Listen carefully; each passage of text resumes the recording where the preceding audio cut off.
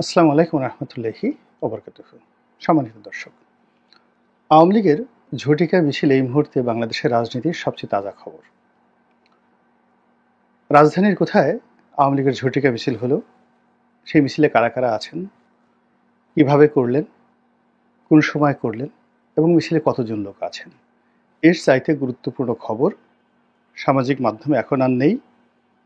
এবং জাতীয় গণমাধ্যমগুলো এই ধরনের ঝটিকা মিছিলের খবর যেভাবে গুরুত্ব সহকারে প্রকাশ করছে, তাতে করে এই মুহূর্তে যদি বাংলাদেশের সবচেয়ে গুরুত্বপূর্ণ লোকগুলোর উপর যদি বজ্রপাত হয়ে মারা যায়, সেই মৃত্যু সংবাদের চাইতে এই ধরনের ঝটিকা মিছিলের খবর আপাত দৃষ্টিতে অনেকের কাছে খুব গুরুত্বপূর্ণ বলে মনে হচ্ছে। এই ঝটিকা মিছিল মাসখানেক হলো তারা শুরু করেছে। প্রথম দিকে ৮-১০ জন লোক মিছিল করত, এখন এটা বাড়তে বাড়তে ২০০, ৩০০, ৪০০, ৫০০ হয়ে গেছে এবং নির্ভীকভাবে তারা মিছিল করছে, মিছিল করে ছিটকে পড়ছে, কোনো রকম অ্যাকশন নেই।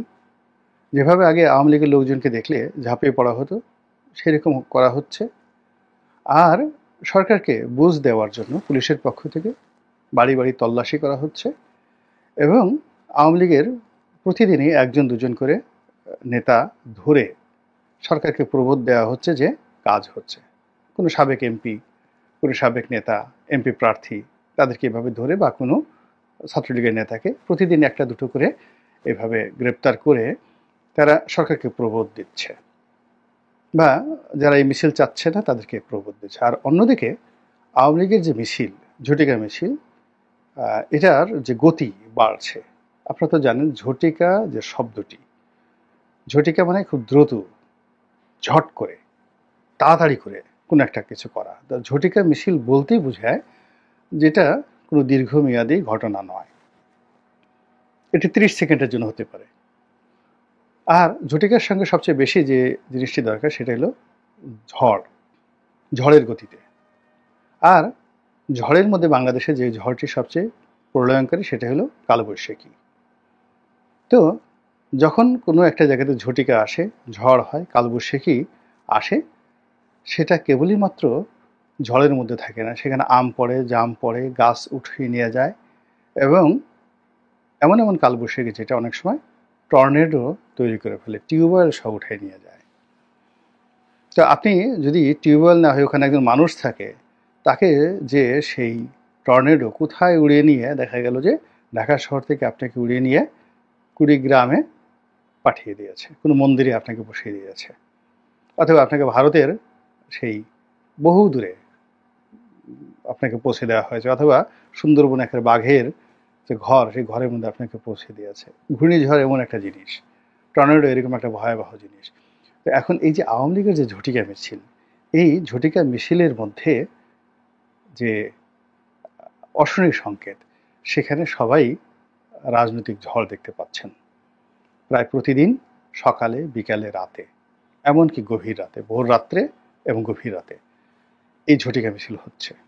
সব খবর আসছে না, কোনো কোনো দিন দুটো, কোনো কোনো দিন চারটে, কোনো কোনো দিন 10টা, এবং এটা ক্রমশ বাড়ছে। এখন সবাই ভয়ে আছে, হঠাৎ করে এটা কেন হচ্ছে? এটা তো হওয়ার কথা না। আওয়ামী লীগের কি লজ্জা শরম কিছু নেই? হ্যাঁ, এটা কি ধরনের কথা? এত বড় একটা বিপ্লবে তাদের পরাজিত হলো, তাদের বড় বড় নেতারা পালিয়ে গেল, তো সেখানে শরমেও তো মানুষ 1 বছর নীরব থাকে, এর মধ্যে তারা এখন মিছিল করছে। এর সে বেহায়া, এর সে নির্লজ্জ কোনো রাজনৈতিক দল হতে পারে? দুর্বল যারা আছে তারা এই কথা বলছেন।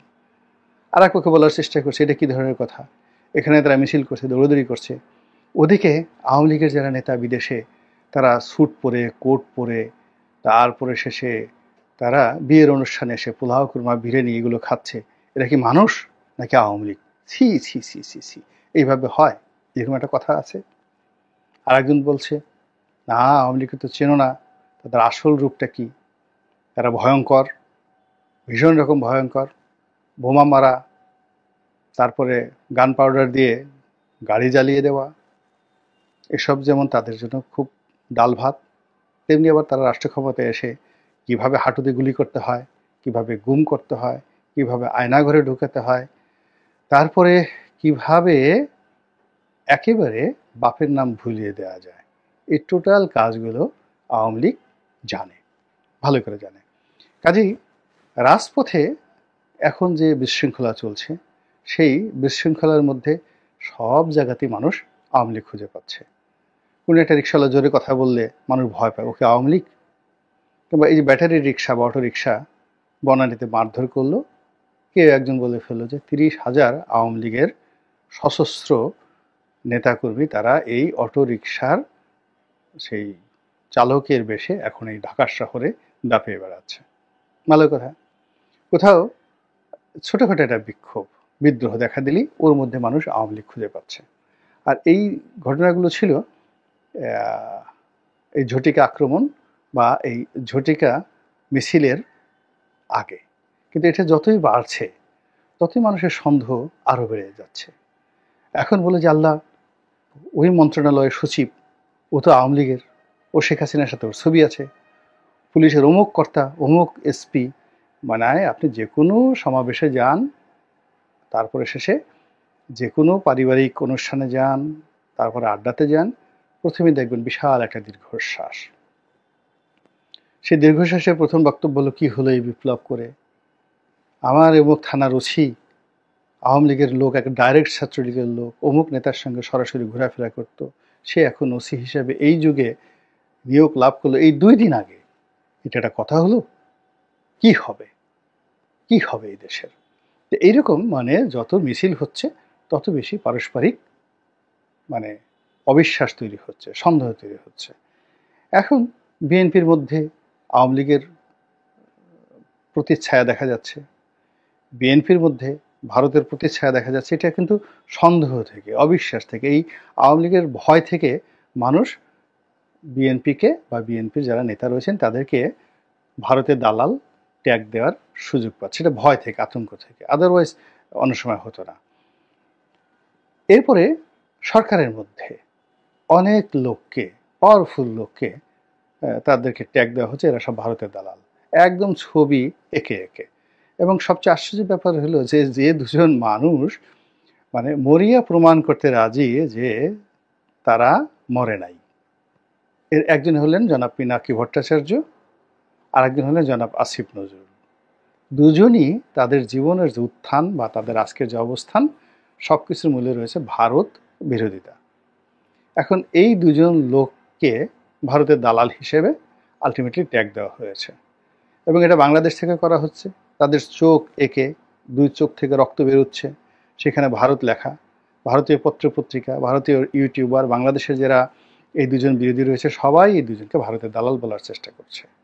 তো এইভাবে অবিশ্বাস যে পর্যায়ে গেছে, 2 দিন পরে যদি ডক্টর মোহাম্মদ ইউনূসকে বলা হয় ভারতের দালাল, তাহলে এখানে অস্বাভাবিক কিছু আপনি দেখবেন না। এবং এটা হবে এই আওয়ামী লীগের ঝটিকা মিছিল যত বাড়বে ততই। এর মধ্যে যে ঘটনা ঘটে গেছে, এই ঝটিকা মিছিলের কারণে স্বরাষ্ট্র উপদেষ্টা মহোদয় খুবই বিপদে পড়েছেন।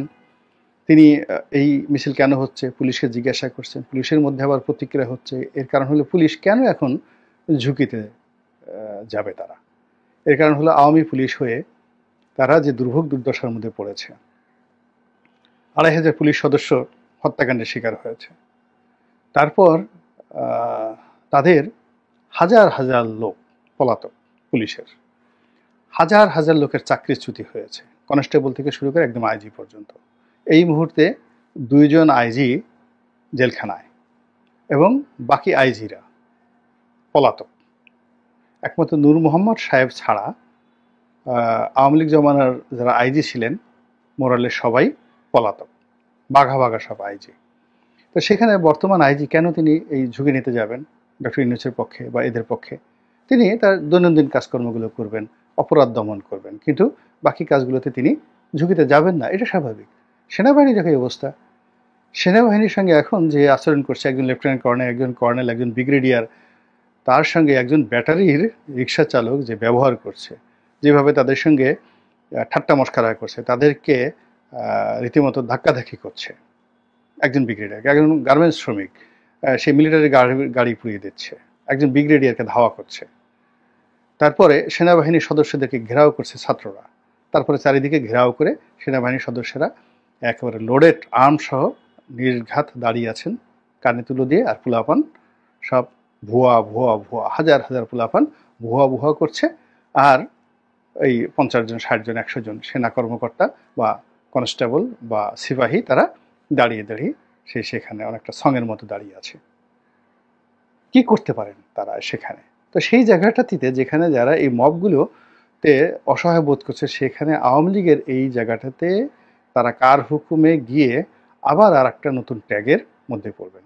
এখন এই যে সেনা সদস্যরা তারা যদি দমন করতে চায়, তারা তো 1 মিনিট দমন করতে পারে, কিন্তু লোকজন বলবে এরা সব আওয়ামী লীগের, শেখ হাসিনা দিল্লির দালাল, এই ভয়ে তারা এই কাজগুলো করছে না। পুলিশের একই অবস্থা। তো সব মিলিয়ে আওয়ামী লীগের যে এই যে ঝটিকা মিছিল, এই ঝটিকা মিছিল বড় হচ্ছে, তার সঙ্গে সঙ্গে পরিস্থিতি কিন্তু জটিল হয়ে যাচ্ছে। এখন প্রশ্ন হলো যে এগুলো কেন হচ্ছে, কিভাবে হচ্ছে? এটা কি ভারত করাচ্ছে? ভারতে করাচ্ছে, মোসাদ করাচ্ছে, আমেরিকা করাচ্ছে, নাকি আওয়ামী লীগ নিজে নিজেই করছে স্বতঃস্ফূর্তভাবে? নাকি এখানে বিএনপির মদত আছে, জামাতের মদত আছে, সরকারের মদত আছে? আমি যে প্রশ্নগুলো করলাম, অবাক করার ব্যাপার হলো সবগুলো ঘটনা একসাথে ঘটছে। সবগুলো ঘটনা একসাথে ঘটছে। অর্থাৎ এখানে যেমন ধরুন একটা জায়গাতে মিছিল হচ্ছে, এখন আওয়ামী লীগের লোককে দিয়ে যদি মিছিল করিয়ে সমন্বয়কদেরকে